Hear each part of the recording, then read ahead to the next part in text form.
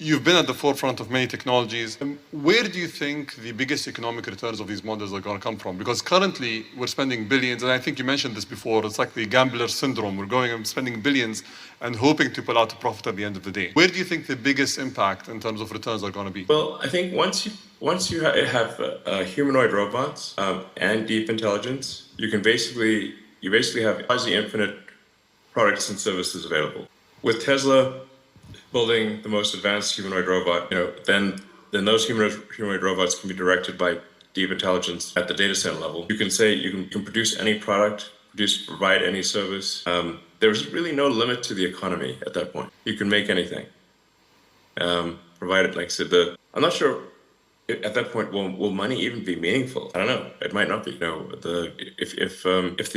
the economic output is productivity per capita times how many people do you have. If in the form of humanoid robots, you have no meaningful limit on the number of robots, and the robots can basically do anything, you'll have a sort of a universal high income situation. Anyone will be able to have as many products and services as they want, with the exception of things that say have artificial scarcity, like a particular piece of art or something like that. But for any goods and services, they'll be available to everyone.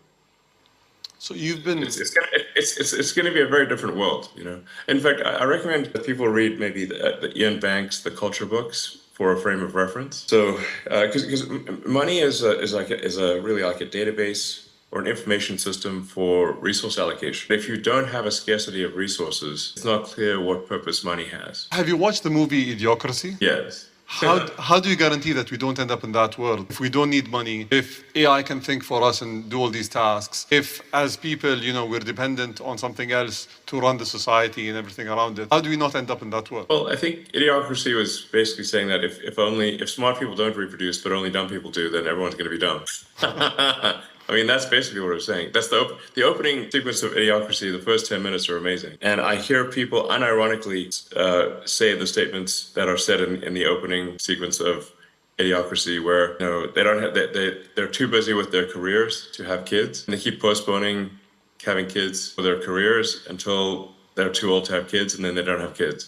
And I've heard many people like that. So yeah, I mean, I don't know. I think we might be headed to a bimodal human intelligence distribution. A small number. It's kind of maybe like more like Brave New World, where you've got sort of a small group of very smart humans, but then maybe the average intelligence drifts lower over time, potentially. We have assortative mating, in the last several decades that did not exist before. So.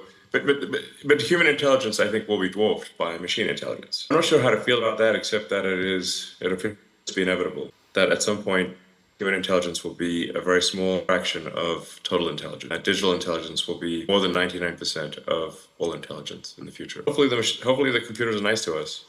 But I think... Wishful thinking. Wishful thinking. I hope so.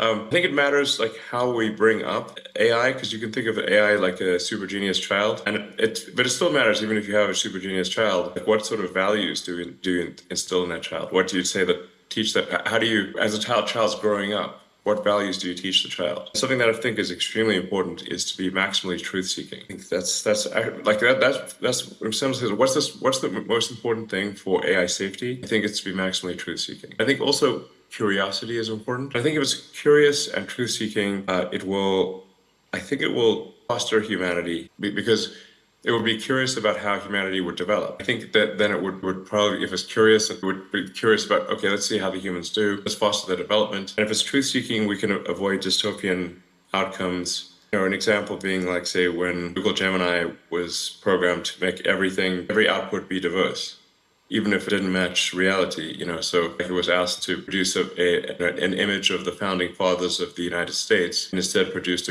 an image of a group of diverse women, which is factually untrue, The problem is, like, if hypothetically an AI is designed for DEI, diversity at all costs, it could decide that there are too many men in power and execute them.